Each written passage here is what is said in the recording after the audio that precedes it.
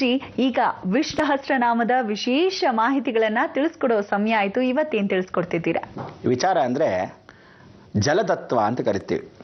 ಅಗ್ನಿಯಲ್ಲಿ ಅಮ್ಮನವರು ಅಂತ ಕರಿತೀವಿ, ವಾಯುವಿನಲ್ಲಿ ಮಹಾಗಣಪತಿ ಅಂತೀವಿ, ಆಕಾಶ ಮಾರ್ಗದಲ್ಲಿ ಸೂರ್ಯನಾರಾಯಣ ಅಂತೀವಿ, ಪೃಥ್ವಿ ಅಂತಕ್ಕಂಥ ಭೂತತ್ವದಲ್ಲಿ ಸಾಕ್ಷಾತ್ ಶಿವನೇ ಆಗಿರತಕ್ಕಂಥವನು ಜಲತತ್ವಂ ಸ್ವಯಂ ವಿಷ್ಣು ಅಂತೀವಿ. ಆ ಜಲತತ್ವದಲ್ಲಿರ್ತಕ್ಕಂಥ ವಿಷ್ಣು ಜಲವಾಗಿ ಹರಿಬೇಕು ಅಂತ ತಲೆಯಲ್ಲಿ ನೀರಾಗಿರುತ್ತಾನೆ, ರಕ್ತವಾಗಿರ್ತಾನೆ, ಪ್ರತಿಯೊಂದು ಅಣುಗಳಲ್ಲಿ ಜೀವವಾಗಿರ್ತಾನೆ. ಅದಕ್ಕೆ ಜೀವಾತ್ಮ ಅಂತ ಕರಿತೀವಿ, ಅವನೇ ಪರಮಾತ್ಮ. ಈ ಪರಮಾತ್ಮ ವಿಶೇಷವಾಗಿರ್ತಕ್ಕಂಥ ಅನುಗ್ರಹ ಅಂದರೆ ಪ್ರತಿಯೊಂದು ಅಣುವಲ್ಲೂ ಸೇರಿರ್ತಾನೆ, ಜೀವವನ್ನು ಸೃಷ್ಟಿ ಮಾಡಿರ್ತಾನೆ. ಆ ಸೃಷ್ಟಿಯನ್ನು ಹೇಗೆ ನೋಡಿಸ್ಕೊಂಡು ಹೋಗಬೇಕು ಅಂತ ಗೊತ್ತವನಿಗೆ. ಆದರೆ ಪ್ರತಿಯೊಬ್ಬನಿಗೂ ಪರಿಹಾರ ಸಿಗಬೇಕಾದ್ರೂ ಮಾಯಾಲೋಕದಲ್ಲೇ ಬೇಗ ಒಲಿತಕ್ಕಂಥವನು ಸಾಕ್ಷಾತ್ ಮಹಾವಿಷ್ಣು. ಶಿವನ ಒಲಿಸ್ಕೋಬೇಕಾದ್ರೆ ಬಹಳ ಕಷ್ಟಪಡಬೇಕು. ಕಷ್ಟಪಟ್ಟರೆ ಒಂದೇ ಫಲವನ್ನು ಏಕಾಗ್ರತೆಯಿಂದ ಪರಿಪೂರ್ಣವಾಗಿ ಕೊಟ್ಬಿಡ್ತಾನೆ. ನೀವು ಕೇಳೋದು ಒಂದಾದರೆ ಅವನು 10 ಕೊಡ್ತಾನೆ. ಆದರೆ ಮಹಾವಿಷ್ಣು ಬಹಳ ಆಲೋಚನೆ, ಬಹಳ ಬುದ್ಧಿವಂತ, ಮೇಧಾವಿ.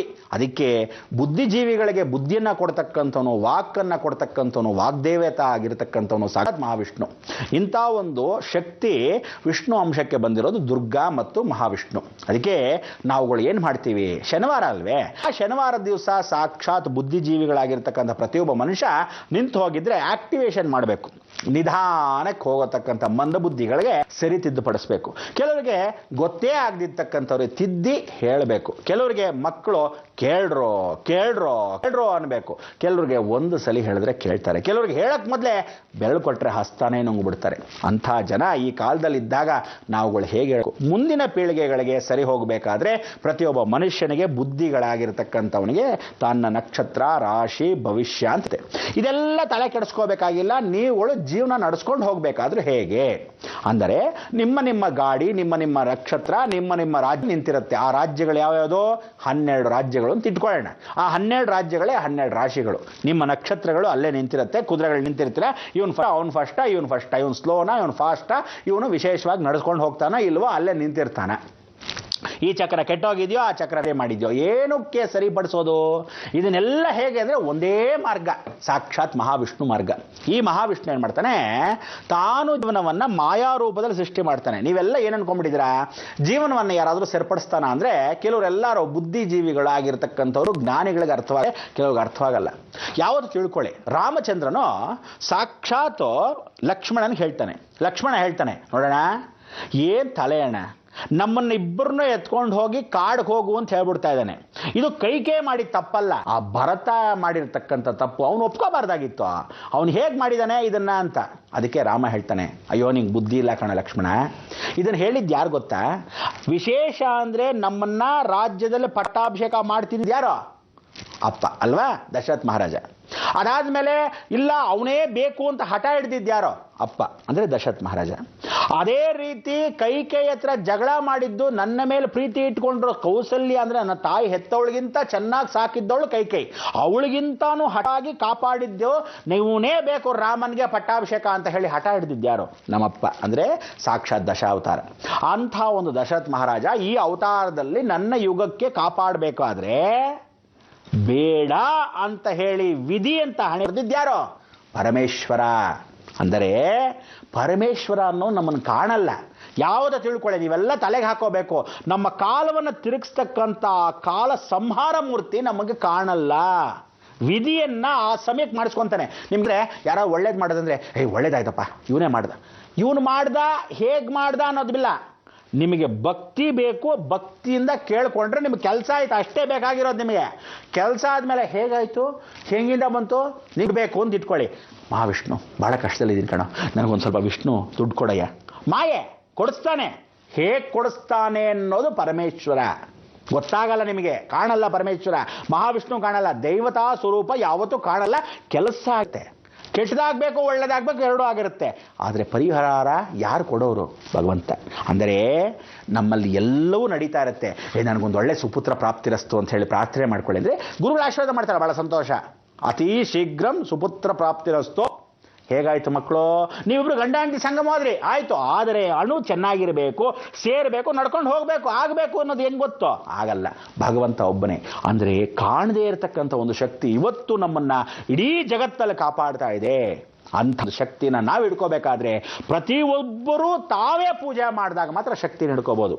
ಅಂಥ ಒಂದು ದೈವ ಶಕ್ತಿ ಈ ಭೂಮಿಯಲ್ಲಿ ಇದೆ ಅಂದರೆ ಇವತ್ತು ಶನಿವಾರ ಅದೇಳಿ ಸಾಕ್ಷಾತ್ ವಿಷ್ಣು ಸಹಸ್ರನಾಮ. ಅದಕ್ಕೆ ಹೇಳೋದು ಅಂಥ ಒಂದು ಮಹಾಮಂತ್ರ, ಜಗತ್ತಲ್ಲಿ ಪ್ರಸಿದ್ಧವಾದ ಮಂತ್ರ, ಇಂಥ ಒಂದು ಮಾಯೆಯಲ್ಲೂ ಹಿಡ್ಕೊಳ್ಳೋ ಮಂತ್ರ, ನಮ್ಮನ್ನು ನಾವು ನಡೆಸ್ಕೊಂಡು ಹೋಗೋ ಮಂತ್ರ, ಜಗತ್ತನ್ನ ಆ ಸಂರಕ್ಷಕ ಆಗಿರ್ತಕ್ಕಂಥ ಭಗವಂತನ ನಾವುಗಳು ಪೂಜೆ ಮಾಡಿದ ತಕ್ಷಣ ಒಲಿಯೋ ಮಂತ್ರ ಸಾಕ್ಷಾತ್ ವಿಷ್ಣು ಸಹಸ್ರನಾಮ. ಬನ್ನಿ ಆ ವಿಷ್ಣು ಸಹಸ್ರನಾಮನ ಸ್ವಾಗತಿಸಿ ಸಾಕ್ಷಾತ್ ಶಿವತಾಂಡವನಾಗಿರ್ತಕ್ಕಂಥ ನಟರಾಜ ಭಯಂಕರನಾಗಿರ್ತಕ್ಕಂಥ ದಕ್ಷಿಣಾಮೂರ್ತಿ ಜ್ಞಾನಮುಖ ಮಹಾವಿಷ್ಣು ಲಕ್ಷ್ಮಿಯನ್ನು ಸ್ವಾಗತಿಸೋಣ. ಬನ್ನಿ ವೀಕ್ಷಕರೇ.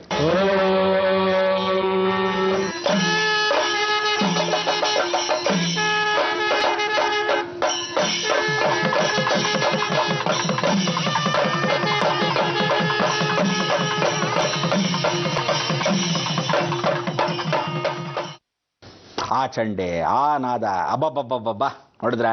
ಅದಕ್ಕೆ ಇಂಥ ಒಂದು ಜ್ಞಾನವನ್ನು, ಭೂಮಿಯನ್ನು ಅಲ್ಲೋಲ ಕಲ್ಲೋಲ ಮಾಡ್ತಕ್ಕಂಥ ಮಾಯಾವಿಯಾಗಿರ್ತಕ್ಕಂಥ ಮಹಾವಿಷ್ಣು ಭೂಮಿಯಲ್ಲಿ ವಿಷ್ಣು ಆಗಿರ್ತಾನೆ. ಲೋಕದಲ್ಲಿ ಯಾವ ಕಾಲಕ್ಕೂ ಲಯಕರ್ತನಾಗಿರ್ತಕ್ಕಂಥ ಪರಮೇಶ್ವರನು ಕಾಣದೆ ಇಲ್ಲಿ ಆ ಮಹಾವಿಷ್ಣು ಮುಖೇನ ಕಾರ್ಯಸಿದ್ಧಿ ಮಾಡಿಸ್ಕೊತಾನೆ.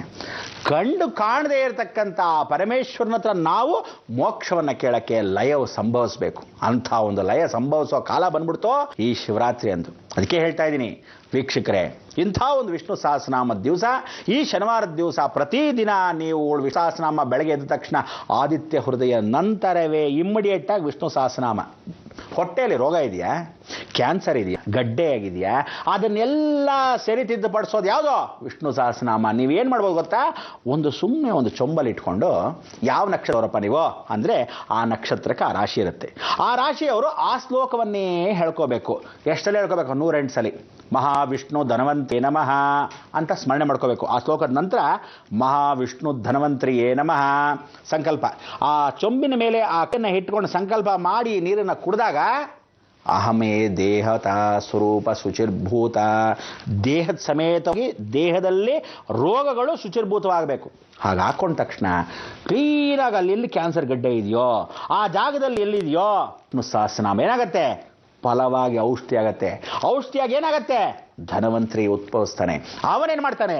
ಕ್ಲೀನ್ ಮಾಡ್ತಾನೆ. ಒಳಗೆ ಪಾಟಿರುತ್ತೆ. ಅದಕ್ಕೆ ಮಂತ್ರದಿಂದ ಶುದ್ಧಿ ಆಗುತ್ತೆ. ಎಷ್ಟೋ ಜನ ಹೇಳ್ತಾರೆ, ತರಲೆ ಹರಟೆಗಳು ಏನಂತಾರೆ, ಏನ್ರಿ ಮಂತ್ರಕ್ಕೆ ಮಾಣಿಕ್ಯ ಉದುರುತ್ತಾ, ಮಾವಿನಕಾಯಿ ಉದುರುತ್ತಾ ಅಂತಾರೆ. ಮಾಣಿಕ್ಯ ಸಾಕ್ಷಾತ್ ಭಗವಂತ, ಅವನು ಏನು ಬೇಕಾದರೂ ಕೊಡ್ತಾನೆ. ಮಂತ್ರಕ್ಕೆ ಮಾವಿನಕಾಯಿನೂ ಉದುರುತ್ತೆ, ಬಿಟ್ಟರೆ ನಿನ್ನ ಪ್ಯಾಂಟು ಶರ್ಟು ಉದುರುತ್ತೆ. ಜೀವನ ತಿಳ್ಕೊಳ್ಳಿ, ಯಾವತ್ತೂ ತಲೆ ಹರಟೆಗಳಿಗೆ ಜೀವನದಲ್ಲಿ ಯಾವತ್ತೂ ಉದ್ಧಾರ ಆಗಲ್ಲ. ಇವತ್ತು ಚೆನ್ನಾಗಿರ್ಬೋದು ಅವರು, ನಾಳೆ ದಿವಸ ಬೆಂಡೆತ್ತಿ ಏನಾದರೂ ಬ್ರೇಕ್ ಹಾಕಿ ಅವನು ಮಲಗಿಸ್ತಾನೆ ನೋಡಿ, ಕೈ ಕಾಲು ಮುರ್ಕೊಂಡು ಹಿಂಗೆತ್ತಕ್ಕಾಗಲ್ಲ, ಹಂಗೆತ್ತಕ್ಕಾಗಲ್ಲ. ಆಗ ವಿಷ್ಣು ನೆನೆಸ್ಕೋ, ಆ ಮಹಾವಿಷ್ಣು ಅಪ್ಪನ್ನು ನೆನೆಸ್ಕೋಬೇಕು, ಪರಮೇಶ್ವರನ ನೆನೆಸ್ಕೋಬೇಕು. ಇವ್ರಿಗೆ ತಾತ ಮುತ್ತಾತ ಎಲ್ಲರೂ ಜ್ಞಾಪಕ ಬರುತ್ತೆ ಅವತ್ತಿನ ದಿವಸ. ಅದಕ್ಕೆ ಹೇಳೋದು, ಇನ್ನು ಮೇಲಾದರೂ ದುರಹಂಕಾರಗಳು ಬಿಡಿ, ಇನ್ನು ಮೇಲಾದರೂ ಕರ್ಮಗಳನ್ನು ಬಿಡಿ. ಸಾಕ್ಷಾತ್ ಮಹಾವಿಷ್ಣು ಸಹಸ್ರನಾಮ ಒಂದೊಂದು ಪಾದಕ್ಕೆ ಒಂದೊಂದು ಅರ್ಥ ಇದೆ. ಒಂದೊಂದು ಪದದಲ್ಲಿ ತಕ್ಕಂಥ ಅರ್ಥದಲ್ಲಿ ಮಾಣಿಕ್ಯಗಳು ಉಳಿದೆ. ಅಂತ ಶುಕ್ಲಾಂಬರಧರಂ ವಿಷ್ಣುಂ ಶಶಿವರ್ಣಂ ಚತುರ್ಭುಜಂ. ಶಶಿವರ್ಣ ಅಂದ್ರೇನೋ?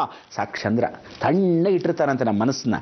ಆ ತಣ್ಣಗಿರಬೇಕು ಅಂದ್ರೆ ಪ್ರತಿಯೊಬ್ಬ ಮನುಷ್ಯ ಹುಟ್ಟಿದ ಮೇಲೆ ಏನು ಮಾಡ್ತೀರಾ ಹೇಳಿ? ದುಡ್ಡು ಐಶ್ವರ್ಯ ಎಲ್ಲ ಮಾಡ್ಕೊಂಡ್ಬಿಡ್ತೀರಾ. ಮನುಷ್ಯ ಅಂದ್ರೆ ಎಲ್ಲಿಗೆ ಹೋಗ್ತೀರಾ? ಏನು ಮಾಡೋಕ್ಕಾಗಲ್ಲ, ಬಾಯಿ ಬಿಡ್ಕೋಬೇಕು. ಆ ಶಾಂತಿ ವಾತಾವರಣ ಕೊಡೋನೇ ಸಾಕ್ಷಾತ್ ಶ್ರೀಮನ್ನಾರಾಯಣ ಮಹಾವಿಷ್ಣು. ಪ್ರತಿ ಸಲ ನಾವು ಬುಧ ಶನಿವಾರ ಗುರುಗಳೇ ನೀವು ಹಿಂಗೆ ಹೇಳ್ಕೊಂಡು ಶಾಂತಿ ಶಾಂತಿ ಅಂತ ಹೀಗೆ ತಳ್ಬಿಡ್ತಾ ಇದ್ದೀರಾ, ವಿಷ್ಣು ಸಹಸ್ರನಾಮ ಯಾವತ್ತಾದರೂ ಶುರು ಮಾಡ್ತೀರಾ ಅಂತ ಹೇಳ್ತಾರೆ. ಹೇಳ್ತೀನಿ ಕೇಳಿ, ನಾನು ಶುರು ಮಾಡೋದು ಅಂತಲ್ಲ, ಆ ಭಗವಂತನಿಗೆ ಯಾವತ್ತು ಶುರು ಮಾಡಿಸ್ಕೋಬೇಕು ಅಂತ ಸಂಕಲ್ಪ ನಮ್ಮ ಮನೇಲಿ ಬರೆದಿದ್ರೆ ಆವತ್ತು ಶುರು ಆಗತ್ತೆ ಸಹಸ್ರನಾಮ. ಅಲ್ಲಿವರೆಗೂ ಏನು ಹೇಳ್ತೀವಿ ಅದು ನಮಗೆ ಗೊತ್ತಿಲ್ಲದೆ ಅಷ್ಟು ಮಾತ್ರ ಅವನ ಕೆಲಸವನ್ನು ಮಾಡಿಸ್ಕೊತಾನೆ. ಹುಲ್ಕಡ್ಡಿ ಯಾವ ಕಾಲಕ್ಕೂ ಒಂದು ಹುಲ್ಕಡ್ಡಿನೂ ಅಲ್ಲಾಡಲ್ಲ ಅವನ ಇಚ್ಛೆ ಇಲ್ದರೆ. ಹಾಗೆ ಜೀವನದಲ್ಲಿ ನಾನು ವಿಷ್ಣು ಸಹಸ್ರನಾಮ ಶುರು ಮಾಡಬೇಕು ಅಂದರೆ ಒಂದು ಸಲ ಮಾಡಿದ್ವಿ, ಆದರೆ ಒಳ್ಳೆ ಮುಹೂರ್ತ ಬಂದಾಗ ಸುಮುಹೂರ್ತ ಸಾವಧಾನ, ಸುಮುಹೂರ್ತ ಸಾವಧಾನ ಅನ್ಬೇಕಲ್ಲ, ಆ ಮುಹೂರ್ತ ಬರೋವರೆಗೂ ನೀವು ಸಾವಧಾನ ಸಾವಧಾನ ಬಂದೆ.